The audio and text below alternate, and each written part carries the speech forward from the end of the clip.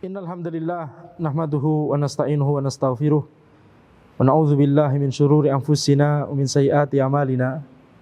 May yahdihillahu fala mudhillalah wa may yudlil fala hadiyalah. Wa asyhadu an la ilaha illallah wahdahu la syarikalah wa asyhadu anna Muhammadan abduhu wa rasuluh. Allahumma shalli wa sallim ala sayidina Muhammad wa ala alihi wa sahbihi ajma'in. Amma ba'd. Taib.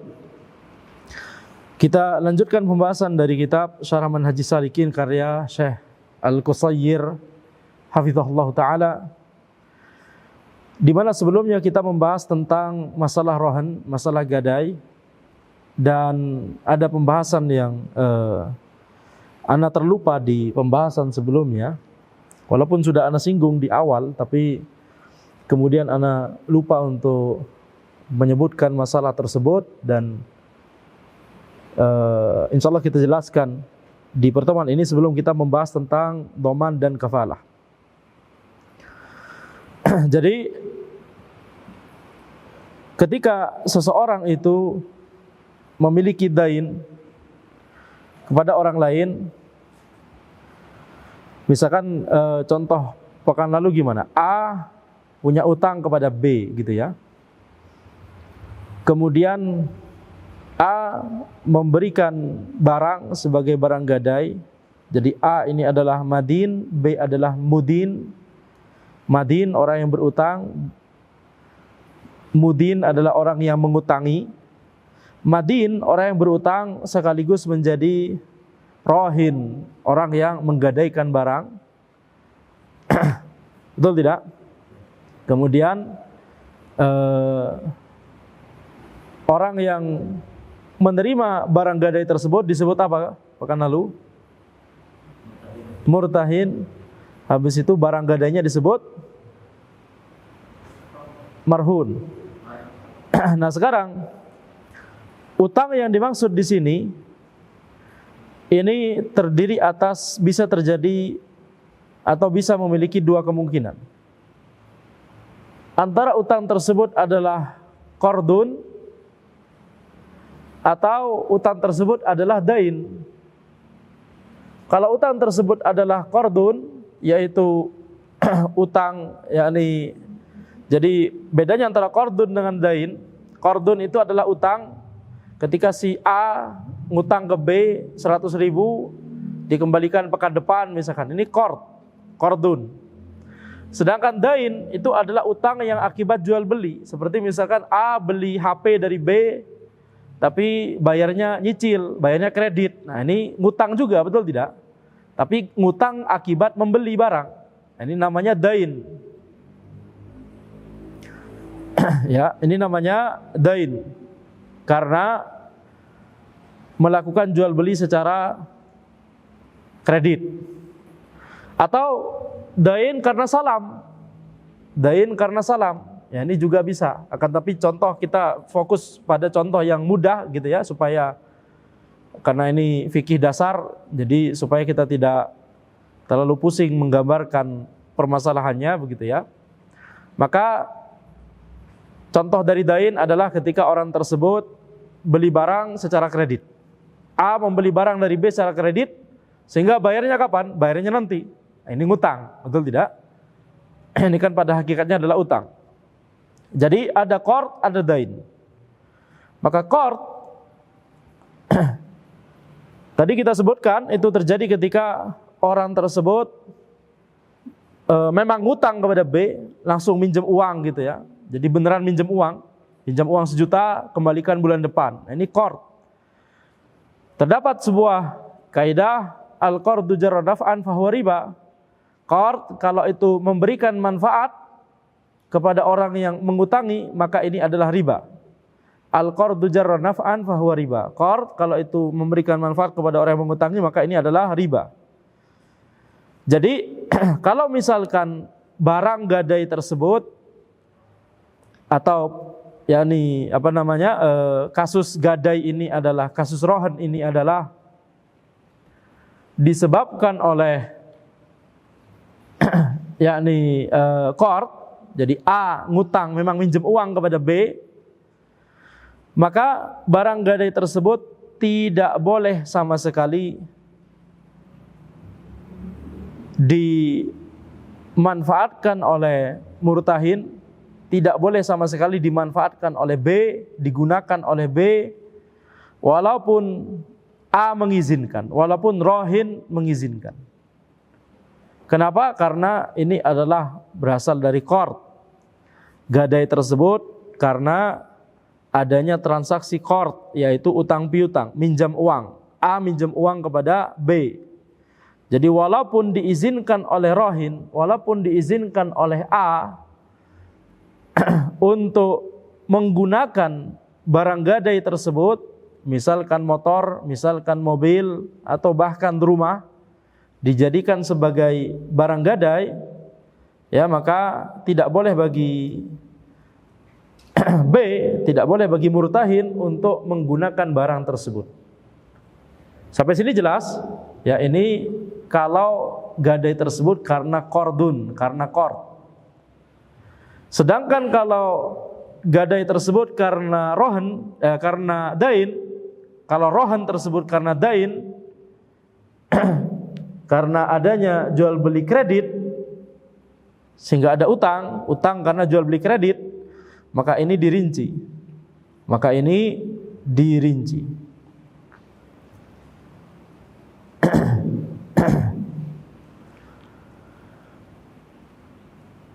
Baik. Maka ini dirinci. Kalau misalkan diizinkan oleh rohin, ya, maka ini yakni tidak masalah, boleh dimanfaatkan oleh murtahin. Kalau diizinkan oleh rohin untuk memanfaatkan barang gadai tersebut, maka ini tidak masalah untuk dimanfaatkan oleh murtahin kalau diizinkan. Jadi izin dari rohin itu yakni hanya berlaku ketika kasusnya dain. Tapi kalau kasusnya adalah qard, maka tidak berlaku. Nah, sekarang masalahnya di banyak realita dari pegadaian misalkan, ya, itu karena qard atau karena dain? Karena qard. Betul tidak? Nah, ini muskilah. Transaksinya qard, bukan dain. Ya, ini kita lihat di realita. Itu kita kembalikan kepada realita. Itu nanti bahasanya nanti saja. Tapi kita bahas, belajar kaidahnya terlebih dahulu, belajar teorinya terlebih dahulu. Taib. Kalau qard, izin dari rohin tidak dianggap sama sekali. Walaupun dia mengizinkan untuk menggunakan barang tersebut, murtahin tetap tidak boleh untuk menggunakan barang tersebut. Walaupun ridho, si rohin ridho. Akan tapi ini tidak boleh karena dilarang oleh syariat. Kullu qardin jara naf'an fahuwa riba. Tapi kalau itu disebabkan oleh dain, maka kalau rohin mengizinkan, halas, tidak masalah. Ya, karena ini bukan qard tapi ini dain.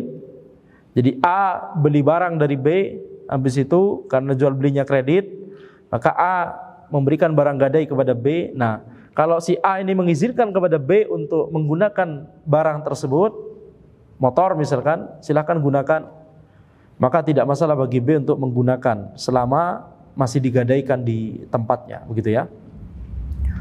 Ini kalau diizinkan oleh rohin.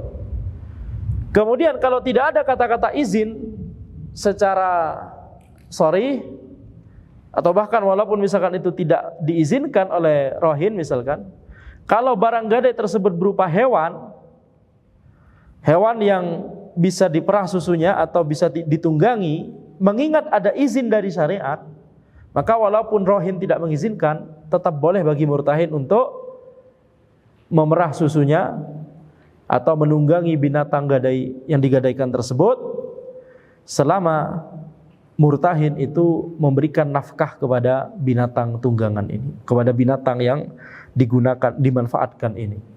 Ya, misalkan ya pakannya, atau kemudian ada tentunya harus ada kandangnya dan yakni apalah itu yang dibutuhkan oleh binatang ternak tersebut atau binatang yang digadaikan tersebut. Jadi kalau misalkan ada nafkah dari murtahin kepada binatang gadai tersebut, ya sesuai dengan besar nafkah yang diberikan, tentunya hukum asalnya adalah yang menafkahi siapa? Rohin. Tapi kalau murtahin juga memberikan nafkah, maka murtahin berhak untuk memanfaatkan binatang tersebut sesuai dengan nafkah yang diberikan. Kenapa murtahin itu boleh untuk melakukan hal ini walaupun dia tidak perlu minta izin kepada rohin, karena sudah diizinkan oleh syariat. Yaitu hadis yang telah kita baca di pertemuan sebelumnya, az-zahru yurkabu binafaqatihi idza kana marhunan wala banud dar yusrabu binafaqatihi idza kana marhunan wa 'ala alladhi yarkabu wa yashrabu an-nafaqah. Jadi binatang tunggangan itu bisa ditunggangi, tapi harus ada nafkah yang diberikan kepada binatang tunggangan tersebut kalau binatang itu digadaikan. Demikian pula susu yang diperah dari binatang tersebut bisa diminum, tapi harus ada nafkah yang diberikan kepada binatang tersebut, ya kalau binatang ini konteksnya adalah sedang digadaikan. Wa 'alal ladzi yarkabu wa yashrabu an-nafaqah. Jadi dijelaskan kembali oleh Nabi Muhammad SAW, siapakah yang wajib untuk menafkahi, yaitu orang yang menungganginya dan meminum susunya, yaitu murtahin. Dalam contoh kita murtahin. Maka jadi ini tidak perlu izin, bahkan tidak perlu minta izin murtahin tersebut dari rohin. Ya bisa jadi rohin sudah memberikan biaya nafkah untuk binatang yang digadaikan, binatangnya yang digadaikan di B gitu ya, tapi B bisa memberikan biaya tambahan dengan kemudian timbal baliknya adalah dia bisa memerah susu dari binatang yang digadaikan tersebut atau bisa menungganginya. Tapi ini harus sesuai dengan nafkah yang diberikan, harus layak begitu ya, sesuai dengan urf. Nafkah yang diberikan berapa, maka ya sudah, itulah banyak susu yang diperah dari binatang tersebut. Taib. Kemudian bagaimana kalau selain hewan nggak ada dalilnya? Jadi Hanabilah yang ana sebutkan di pertemuan sebelumnya itu sangat dalam banyak kasus sangat membatasi sesuai dengan apa yang disebutkan di dalil. Kalau disebutkan di dalil kita laksanakan, kalau tidak maka mereka itu mempersedikit ruang untuk kias. Walaupun mereka menggunakan kias, banyak sekali menggunakan kias, akan tapi dalam masalah pengecualian biasanya mereka menyempitkan pada dalil. Sehingga dalam masalah ini, kalau misalkan nggak ada izin dari rohin, kemudian barang tersebut adalah barang yang digadaikan tersebut bukan binatang yang bisa diperah susunya atau bisa ditunggangi, maka itu tidak boleh dimanfaatkan. Walaupun itu adalah padanan dari binatang tunggangan di zaman ini. Kalau dulu mungkin binatang tunggangan, betul tidak? Kalau zaman ini mobil, tidak bisa dikiaskan. Ini kaidahnya Hanabilah. Makanya ini konteksnya adalah, ya mungkin penjelasan pekan lalu ana nggak jelas ya, karena ana lupa untuk menyebutkan perbedaan antara dua ini, qard sama dain. Jadi ketika rohin tidak mengizinkan, tidak ada izin dari rohin, maka kalau itu adalah mobil, kalau itu adalah rumah, kalau itu adalah motor, barang gadai tersebut tidak boleh dimanfaatkan oleh murtahin.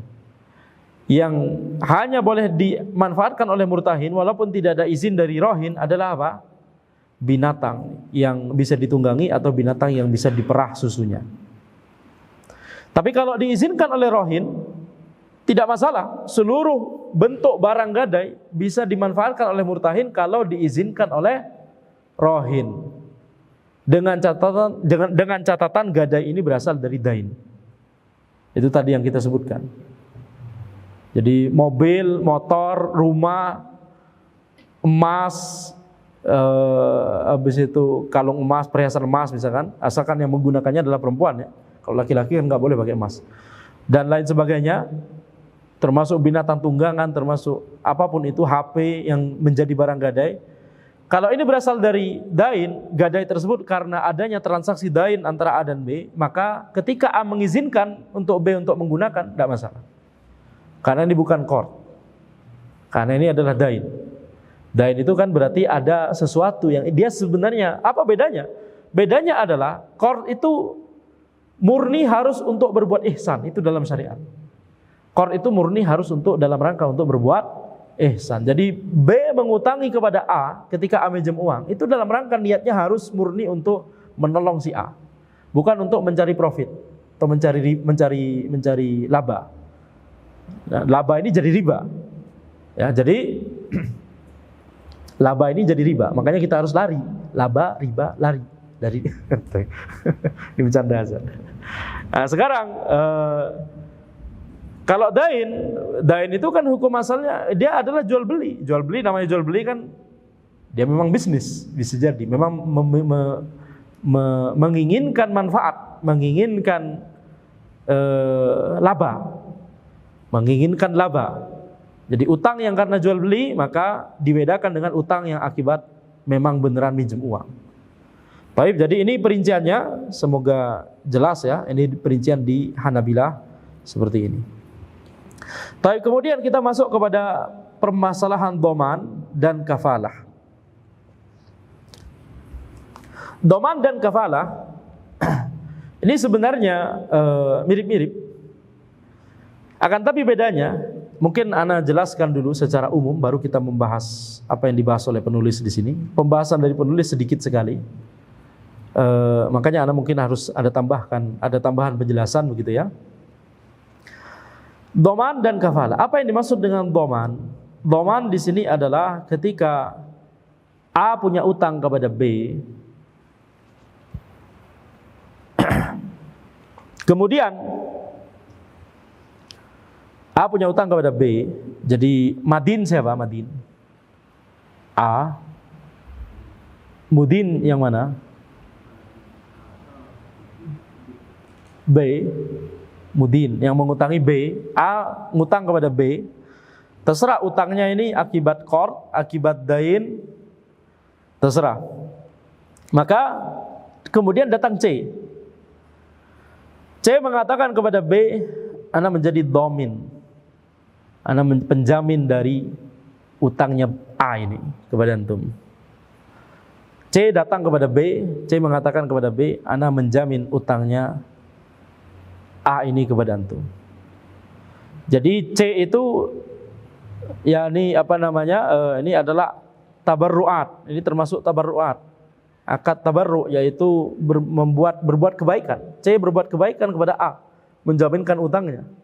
Jadi kalau si B kemudian sudah jatuh tempo, si B bisa untuk nagih kepada A atau nagih kepada C.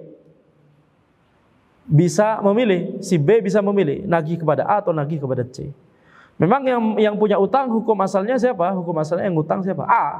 Tapi karena C bisa karena C sudah mengatakan ana domin, ana menjamin utangnya, maka B bisa langsung nagih kepada C. Tolong bayarkan utangnya si A, gitu ya. Dan kalau misalkan bahkan disebutkan oleh para ulama, kalau A tidak mau bayar, mungkin karena nggak ada uang atau kabur, B kemudian pergi menuju C, C juga menghindar, maka C bisa dipenjarakan itu, bisa diadukan kepada ulil amri. Kenapa? Karena C itu mengusulkan dirinya sendiri untuk menjadi penjamin. Jadi yang dijamin, apa yang dijamin? Ya ini utangnya. Jadi esensi dari akadnya ini kan ada utang dari A kepada B. Maka ketika si C ini mengatakan ana yang tanggung, ana yang jamin, misalkan, maka ini namanya doman. Peristiwa ini namanya doman, jaminan. Sedangkan kafalah itu adalah ketika yang ditanggung itu adalah menghadirkan orangnya. Si C mengatakan kepada B, ana menjadi kafil, yakni ana bisa menghadirkan orang tersebut kalau sudah jatuh tempo. Ana janji akan menghadirkan si A ini, ana bawa ke hadapan antum. Yang bayar siapa? Ya A. Tapi ana hadirkan orangnya kepada antum. Nah, kalau kemudian A tetap tidak mau bayar, ya sudah, berarti C yang membayarkan. Tapi kafalah itu hukum asalnya adalah ketika si C itu membawakan orangnya ini, si A kepada B, menghadirkan orangnya kepada B. Baik, antara menghadirkan orang atau menghadirkan barang. Kalau barang itu yang memang dijanjikan oleh si A, misalkan apa namanya, yakni Misalkan apa? Kalau ya itu nanti kita kafalah ya. Kita bahas doman terlebih dahulu mungkin biar satu-satu supaya lebih jelas bedanya. Sekarang kita masuk doman terlebih dahulu. Doman kita baca perkataan penulis terlebih dahulu. Wa doman ayat manal haqqa anil ladzi alai. Menjamin hak yang wajib bagi orang yang dijamin. Ad-dhaman huwa iltizamu ma wajaba ala ghairihi ma'a baqaihi 'ala al-matmuni anhu. Definisi yang disebutkan oleh Syekh Al-Qusayyir hafizahullah. Ini definisi yang banyak disebutkan oleh Hanabilah, yaitu dhaman itu adalah iltizam. Dhaman itu adalah ketika seseorang mewajibkan kepada dirinya sendiri apa yang wajib kepada orang lain, ma'a baqaihi 'ala al-matmuni anhu. Tetapi kewajiban tersebut tetap wajib juga bagi si orang yang pertama tadi. Jadi di contoh kita, A punya kewajiban kepada B, A ngutang kepada B, kemudian C menjadi dhamin, menjadi penjamin. Maka C itu berarti apa? Mewajibkan kepada dirinya sendiri kewajibannya A, tapi A tidak berlepas diri dari kewajibannya. A tetap punya kewajiban itu. Ini namanya dhaman. Jadi bukan kewajibannya pindah dari A ke C, tapi kewajibannya kemudian di-share oleh A dan C. Sampai sini jelas? Jadi A juga tetap harus wajib juga untuk berusaha untuk melunasi utangnya tersebut. Jadi sah kalau A yang membayarkan utangnya, walaupun C sudah menjamin, kalau A membayarkan utangnya tidak masalah, karena kewajibannya di-share oleh A dan C. Jadi ini makna dari ma'abaqaihi 'alal matmuni anhu. Jadi kewajiban tersebut tetap wajib juga bagi si A, walaupun si C mengatakan bahwa ini kewajiban juga wajib bagi ana juga, begitu ya. Ana yang menjamin. Wa dhamanu jaizun bil kitabi was sunnah wal ijma'. Dhaman itu akad yang jaiz, akad yang boleh dilakukan. Ya, akad itu boleh dilakukan, jaiz. Tapi maksudnya halal gitu ya. Tapi di sini perlu diperhatikan, bedakan istilah jaiz yang dimaksud di sini dengan yang waktu itu kita bahas akad jaiz dan akad lazim. Akad jaiz dan akad lazim. Apa yang dimaksud akad lazim? Akad yang mengikat kedua belah pihak. Akad jaiz, akad yang tidak mengikat kedua belah pihak. Kalau jual beli adalah akad lazim bagi penjual dan pembeli, betul tidak? Si A dan si B kalau sudah terjadi transaksi jual beli, maka hukum asalnya adalah ini adalah akad lazim, itu harus diterima oleh A dan B. Kecuali kalau nanti ada khiyar, ada hak khiyar, ada hak untuk mengembalikan barang tersebut karena ternyata ada aib misalkan, atau alasan-alasan yang lain. Waktu itu kita sudah bahas tentang masalah khiyar. Maka ini akad lazim, jual beli itu adalah akad lazim bagi kedua belah pihak, penjual dan pembeli. Tapi kalau rohan, waktu itu kita bahas di pertemuan sebelumnya, rohan itu gimana? Akad lazim atau akad jaiz? Atau lazim bagi ini, jaiz bagi itu? Lazim bagi yang mana, jaiz bagi yang mana? Rohan itu adalah akad yang lazim bagi rohin dan jaiz bagi murtahin. Maksudnya adalah ketika rohin, ketika yang ngutang sudah ngasih barang gadai kepada si B, A sudah ngasih barang gadai kepada si B, gak boleh bagi A untuk kemudian secara tiba-tiba, Anda gak jadi ya, sini barang gadainya Anda gak jadi, gak boleh. Tapi si B boleh bagi dia untuk tiba-tiba Anda kembalikan aja lah, nggak usah lah barang gadai, nggak usah. Anda percaya sama antum. Ya, malah repot Anda mau safar ini. Ini barangnya takutnya Anda yang teledor, Anda yang ceroboh kan. Kalau misalkan Anda tinggal di rumah, Anda malah mau safar, udah nggak usah barang gadai. Nah, misalkan begitu. Jadi kalau B boleh bagi B untuk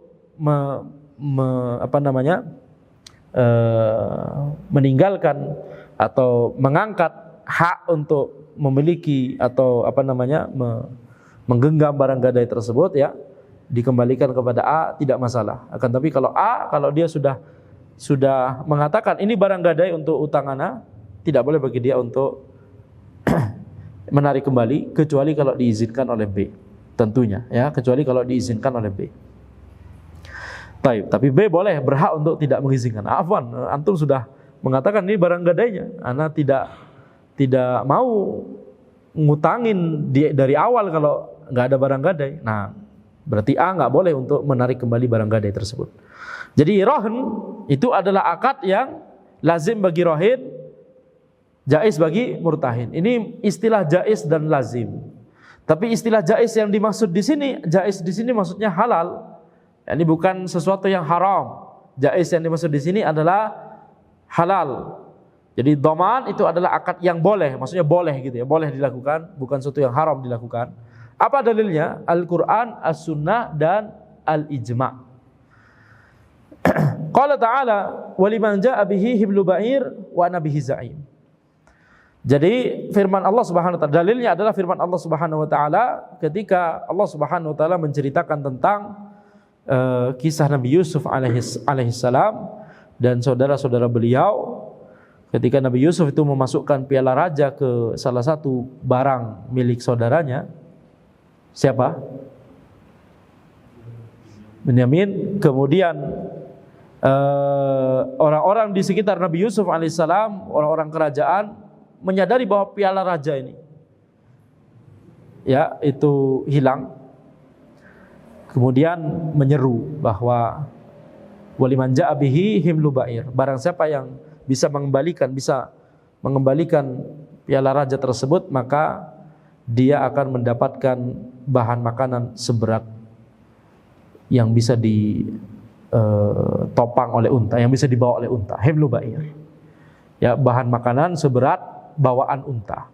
Banyak sekali berarti, betul tidak? Ini hadiah. Wa ana bihi za'im. Kemudian penyeru tersebut, orang kerajaan, mengatakan wa ana bihi za'im, yakni ana menjamin itu. Belum ada bahan makanannya, kan ini mendadak, betul tidak? Bahan makanannya belum ada, hadiahnya belum ada, tapi ana yang jamin itu.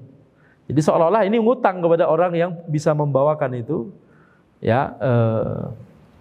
Tapi kemudian dia menjamin. Jadi ini ada masalah penjamin seperti ini disebutkan di Al-Qur'an. Jadi Ibnu Abbas menafsirkan ayat ini, az-za'im maksudnya adalah al-kafil. Al-kafil yaitu orang yang menjamin untuk ditunaikan hak tersebut. Jadi dhaman sama kafalah itu terkadang saling silih berganti istilahnya. Kadang dhaman disebut kafalah, kadang kafalah disebut dhaman. Jadi ini sebenarnya satu bab, tapi di dalam kitab-kitab Hanabilah dibedakan. Dhaman itu untuk haknya sendiri, utangnya itu sendiri yang dijamin untuk dilunasi. Kalau kafalah orangnya, ya, orangnya yang dijamin untuk ana bawakan orangnya kepada antum. Ya, misalkan ini keluarganya misalkan gitu ya, atau orang di rumahnya misalkan yang ngutang kepada orang, kemudian si orang ini mengatakan, "Ya, ana jadi kafil, ana yang akan bawakan orang ini nanti kalau sudah jatuh tempo, ana antarkan orang ini ke ke rumah antum untuk menyelesaikan masalah ini." Begitu ya. Jadi ini namanya kafalah. Baik, sekarang wal kafil ay ad-dhamin. Makanya di sini dijelaskan oleh Syekh Al-Qusayr, kafil yang dimaksud oleh Ibnu Abbas adalah dhamin. Ini coba beda istilah saja ya. Nah sekarang dhaman itu tentunya tidak sah kecuali harus dari orang yang boleh untuk melaksanakan akad. Jadi orang yang menjamin si dhamin ini harus orang yang mukallaf, akil baligh. Kemudian dia itu rasyid, dia itu bisa mengetahui ya di mana yang dia bisa bertransaksi dengan baik begitu ya, bukan orang yang mudah ditipu karena terlalu polos misalkan, atau ada keterbelakangan misalkan sehingga ketika jual beli maka dia tidak tahu ini harganya berapa dan seterusnya, tidak tahu harga pasar dan seterusnya, mudah ditipu. Jadi syaratnya sama seperti jual beli. Syarat jual beli, orang yang melakukan jual beli tersebut harus mukallaf gitu ya, akil baligh, kemudian rasyid. Kemudian tadi telah kita sebutkan bahwa si B boleh untuk meminta nagih utang, boleh untuk menagih utangnya tersebut kepada si A atau kepada si C. Boleh. Jadi istilahnya itu adalah Rabbul Haq. Rabbul Haq itu adalah pemilik hak. Ini orang yang mengutangi. Haknya itu adalah utang. Ini uang ini yang diutangi. Siapa yang punya uang ini pertama kali? Kan si B. B ngutangi kepada si si A. Si B disebut Rabbul Haq. Rabbul Haq ini bisa meminta kepada si A atau kepada si C. Tidak masalah, mau yang manapun ya. Baik masih hidup ataupun sudah meninggal. Maksudnya gimana? Maksudnya adalah baik si A atau si C masih hidup. Jadi ketika sudah jatuh tempo, utang ini mau ditagih oleh B, maka dia bisa minta kepada al-matmunu anhu. Al-matmunu anhu itu adalah A. Ad-dhamin itu adalah C. Ini perhatikan, penuntut ilmu harus tahu istilah-istilahnya. Kalau kemarin kan kita sudah membahas tentang, pekan sebelumnya kita sudah membahas tentang rohin sama murtahin sama marhun. Kalau ini di bab doman ada dhamin, ada matmun anhu,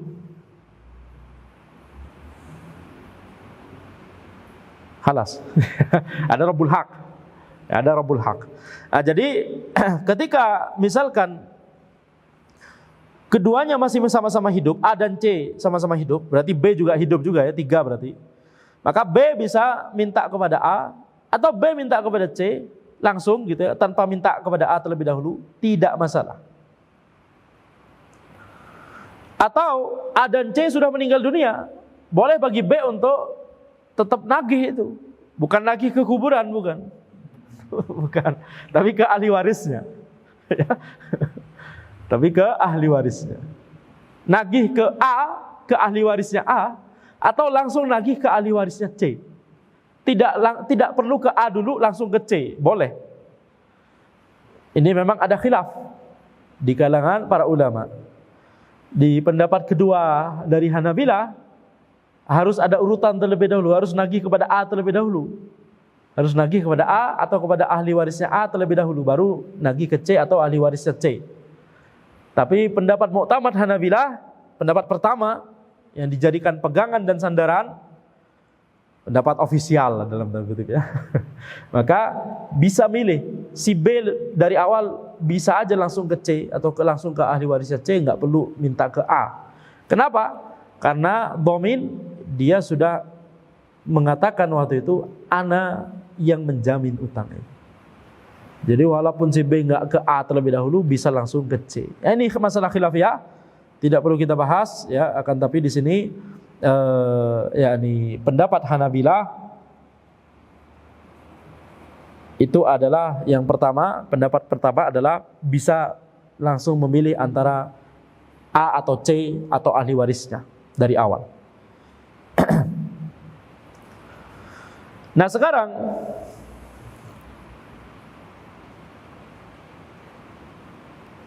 bedanya sekarang dhamin sama matmun anhu. Kalau tadi kan kita sebutkan bahwa kewajiban itu di-share oleh A dan C, betul tidak? Karena A ngutang kepada B, habis itu C datang kepada B mengatakan, ana jamin utangnya si A. Tadi kita katakan bahwa kewajibannya di-share oleh A dan C, betul tidak? Tapi tetap ada bedanya. Tetap ada bedanya antara A dan C ini. Apa perbedaannya? Di antara perbedaannya adalah ketika si A sudah lepas kewajibannya terhadap B, berarti apa? Sudah bayar utang kepada B. Maka kewajibannya C juga lepas, betul tidak? Karena apa? Karena kan kewajibannya sudah dibayar oleh orang yang asalnya mengutangi, orang yang asalnya berutang. Si A sudah bayar utang langsung kepada B, halas berarti C selesai kewajibannya juga. Dia nggak perlu melakukan apa-apa. Baru kalau A nggak mau bayar, baru si C yang bayar, betul tidak? Makanya disebutkan oleh Nabi Muhammad SAW di sini, kalau Nabi SAW az-zaimu gharim. Az-zaimu gharim. Dhamin ataupun kafil, nanti kita bahas kafil. Dhamin, orang yang menjamin ini, si C tadi, itu gharim. Dia menanggung rugi. Itulah konsekuensi dari dia menjamin, betul tidak? Kalau si A nggak mau bayar, dia yang bayar. Tidaklah ini dilakukan kecuali karena kebaikan dari C untuk menolong si A. Dia mau untuk memposisikan dirinya dalam posisi seperti itu karena ini apa? Ini tabarruat, ini berbuat kebaikan kepada A. Betul? Ya misalkan A adalah kawan antum sendiri, A adalah keluarga antum sendiri. Nah, jadi gimana kira-kira? Kan kita pasti tentunya bisa saja.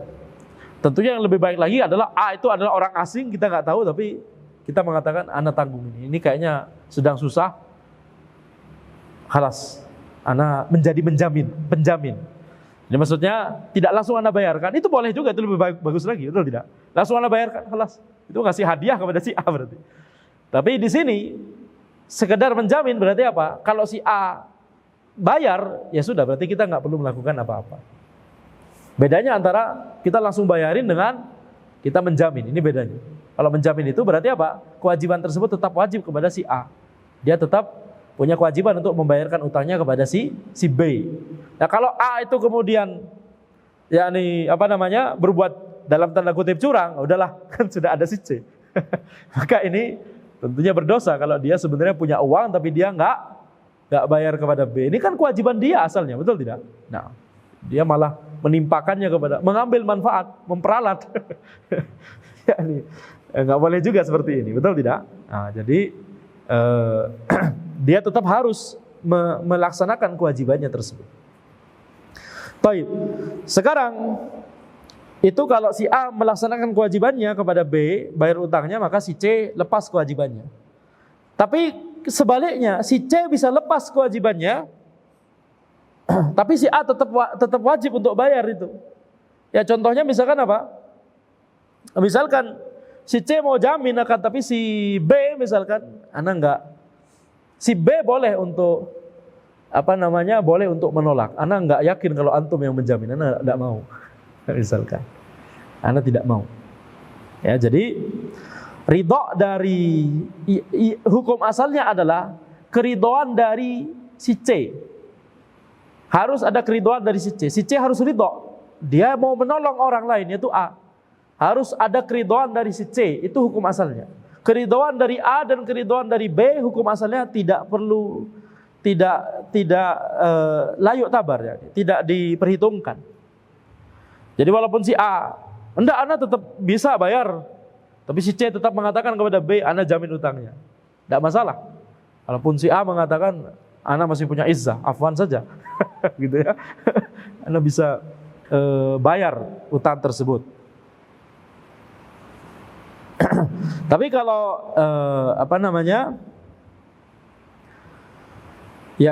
tapi kalau misalkan dalam sebagian kondisi misalkan gitu ya, ketika si B itu tidak percaya kepada si C, maka ya tidak masalah untuk menolak si C. Afwan, antum cari yang lain saja, cari yang lain untuk menjaminkan utang ini misalkan. Ya, jadi C yang awalnya menjadi penjamin karena digugurkan oleh si B, maka kewajibannya lepas dari si C, tapi kewajiban tetap dimiliki oleh A. Itu bedanya antara A dan C. Nah sekarang, dhaman ini boleh kalaupun misalkan perkara tersebut adalah perkara yang majhul, sesuatu yang ada gharar sebenarnya. Akan tapi karena ini bukan jual beli, dhaman itu adalah tabarruat, berbuat baiknya C kepada A, maka walaupun ada ketidaktahuan, ada jahalah, ada gharar, dimaafkan oleh syariat. Contoh misalnya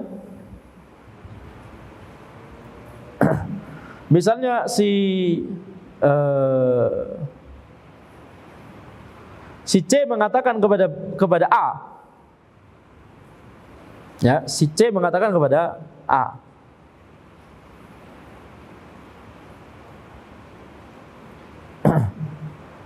ya ini misalkan gimana? Misalkan contohnya ini mau jual beli misalkan, habis itu A dan B mau jual beli secara utang, secara dain gitu ya, jual beli kredit. Habis itu si C datang kepada si B, udah kasih barangnya kepada si A, ana yang menjamin utangnya. Jadi kan mungkin si B dan si A lagi diskusi, waduh ini si B lagi memikir apakah si A ini termasuk orang yang akan melunasi utangnya nanti. Anda kasih barangnya sekarang, tapi seberapa yakin dia akan melunasi hutangnya tersebut nanti. Nah, datang C kepada B, walaupun dia tidak tahu, si C tidak tahu barang berapa yang harganya berapa, barangnya apa. Dia bisa langsung mengatakan, "Halas, B, tolong kasih aja kepada A, Anda yang jamin hutangnya."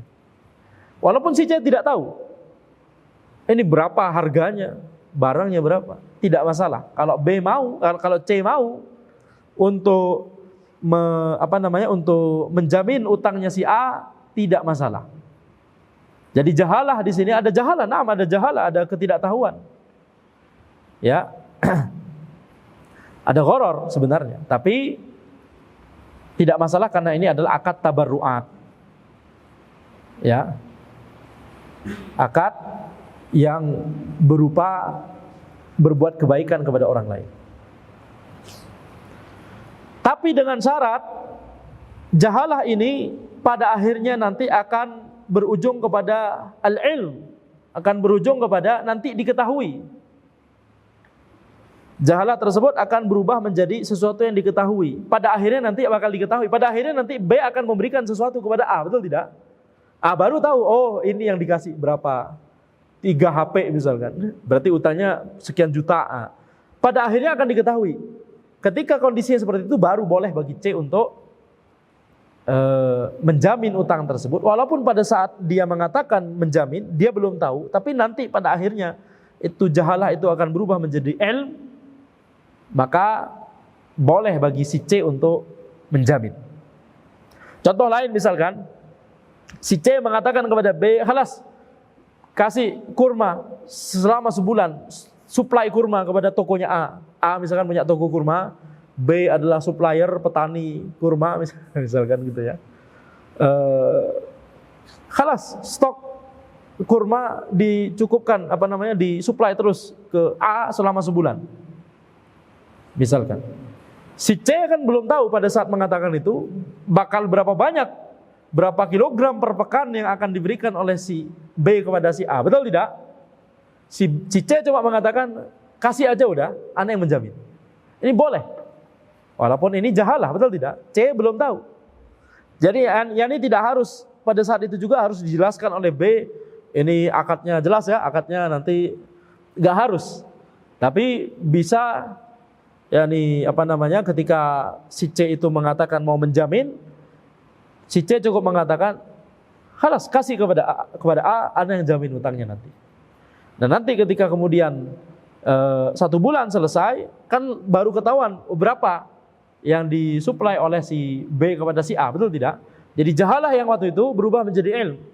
Baru pada kasus ini baru bisa untuk doman dari penjaminan dari si C itu baru boleh, baru sah gitu ya.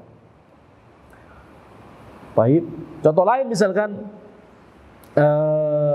ketika misalkan si A mencopet barangnya si B, nggak harus ngutang, copet juga bisa, Anda menjamin. Ya, Anda menjamin. Jadi antara kafil atau domin ya. Kalau kafil, Anda tangkap A untuk antum, Anda bawakan ke hadapan antum. Nah, begitu ya. Itu kalau kafalah begitu. Kalau doman, walaupun dia nggak muncul di hadapan antum, halas dia nyopet berapa, Anda yang bayar. Nah, begitu. Itu namanya doman. Bedanya, ya bedanya.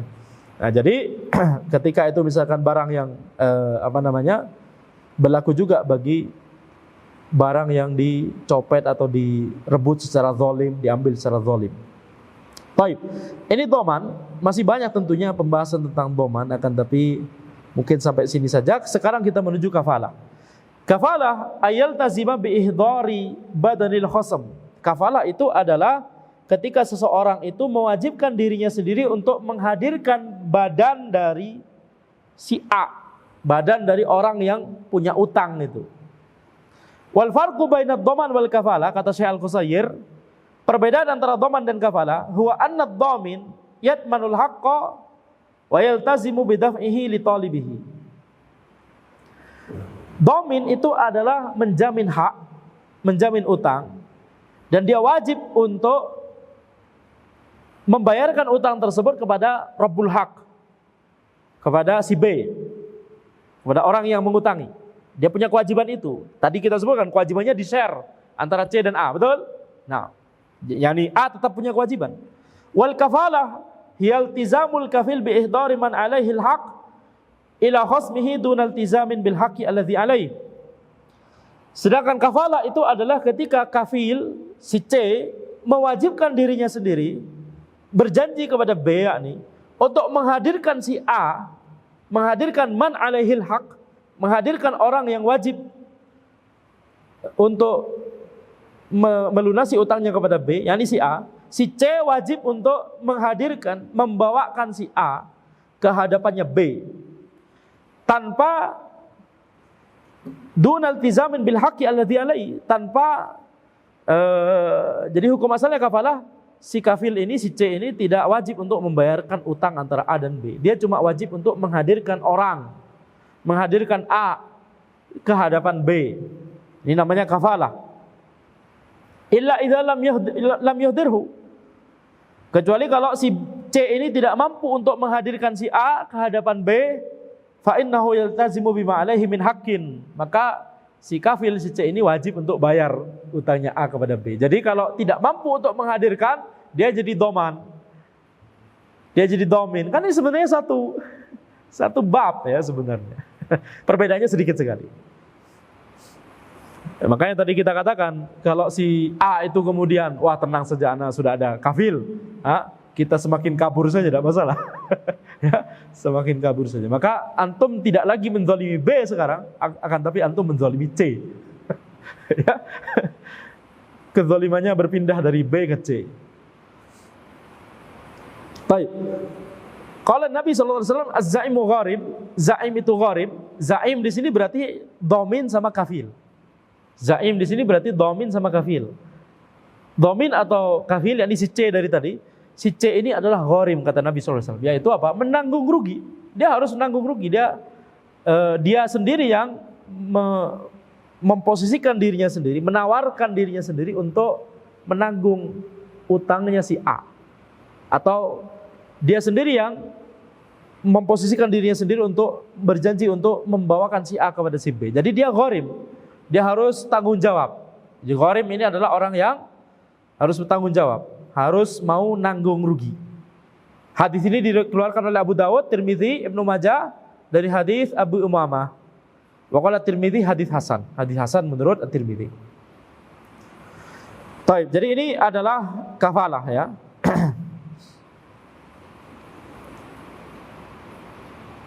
Dan para ulama mengatakan bahwa tidak harus saling kenal. Tidak harus saling kenal antara A, B, dan C. Tidak harus saling kenal. Jadi C bisa mengatakan kepada B, C nggak kenal kepada B, ana yang menjamin utangnya si A. C juga nggak kenal utangnya A. Nggak kenal orang si A ini siapa. Boleh, tidak masalah. Dalilnya apa? Dalilnya adalah hadis Salamah bin al-Aqwa radhiyallahu anhu, beliau berkata, "Kunna julusan indan Nabi sallallahu alaihi wasallam idz utiya bi janazah." Kami sedang duduk bersama Nabi Muhammad sallallahu alaihi wasallam ketika didatangkan kepada kami jenazah. Ada orang meninggal dunia. Faqalu sholli 'alaiha. Kemudian orang-orang yang mengantarkan jenazah tersebut mengatakan, "Salatlah untuk jenazah ini." Mereka minta kepada Nabi Muhammad SAW dan para sahabat yang sedang duduk di situ untuk menyolatkan jenazah ini. Faqala hal alaihi dain. Nabi Muhammad SAW kemudian bertanya, apakah orang ini punya utang? Utang yang dimaksud dain di sini maksudnya baik qard, baik dain. Karena tadi istilah dain itu kadang mencakup seluruh dari qard dan dain. Terkadang dibedakan antara qard dan dain. Apakah orang ini punya utang? Qalu la. Kemudian orang-orang berkata tidak punya utang. Qal fahal taraka syai'an. Kemudian Nabi Muhammad SAW bertanya, apakah dia meninggalkan sesuatu? Yani harta, ada harta peninggalan? Qalu la. Orang-orang berkata tidak ada. Fasalla alaih. Kemudian Nabi Muhammad SAW menyolatkan jenazah ini, jenazah yang pertama ini. Tsumma utiya bi janazatin ukhra. Kemudian didatangkan jenazah kedua. Faqalu ya Rasulullah salli 'alaiha. Kemudian orang-orang berkata kepada Rasulullah sallallahu alaihi wasallam, salatkanlah jenazah ini wahai Rasulullah. Qala hal 'alaihi dain. Kemudian Nabi Muhammad sallallahu alaihi wasallam bertanya dengan pertanyaan yang sama, apakah orang ini punya utang? Qila na'am. Kemudian ada yang berkata na'am, orang ini punya utang, jenazah ini punya utang. Qal fa hal taraka syai'an.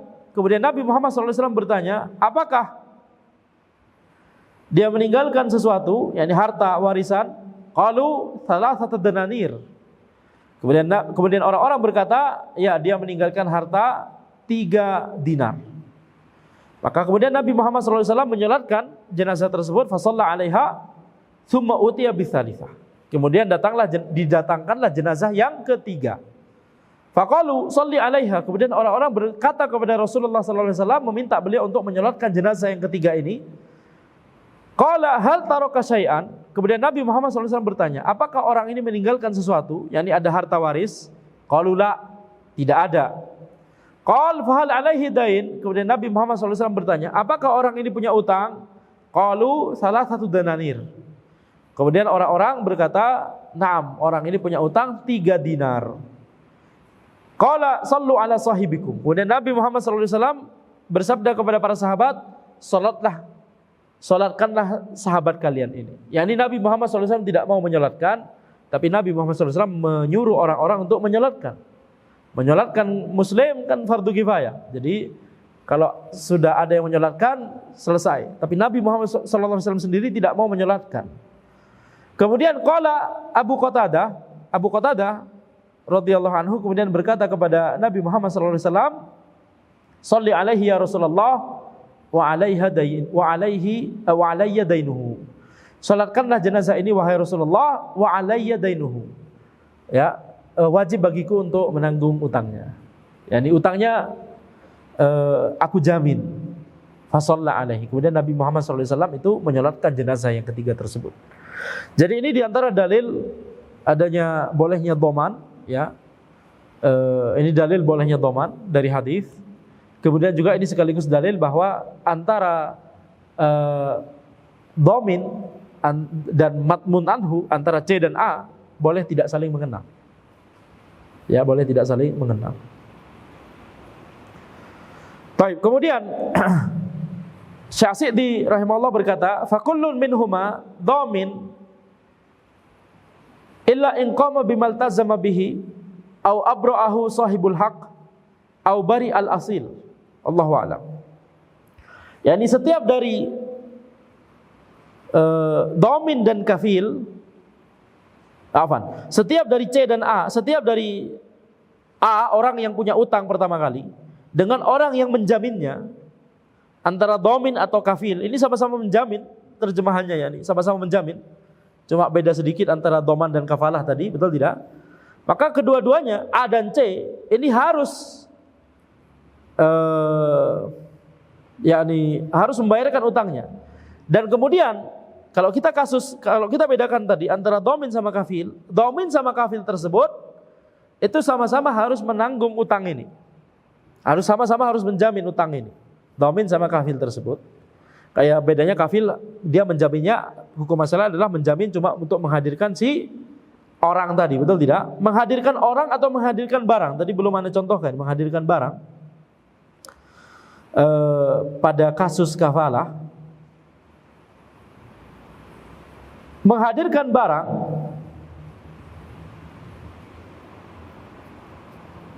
contohnya misalkan yakni si A minjem barang kepada si B. Si A pinjam barang kepada si B. Tentunya yang namanya minjam harus dikembalikan, betul tidak? Itu namanya minjam. Kalau enggak dikembalikan namanya ngambil. Nah, jadi si C kemudian mengatakan, ana yang menjamin, ana yang kafil. Jadi kafil menghadirkan barang tersebut untuk dikembalikan kepada antum. Jadi yang dikembalikan, yang dihadirkan kepada si B bukan orangnya tapi barangnya. Nah, ini berarti kafalah juga, tidak masalah. Ini kafalah juga.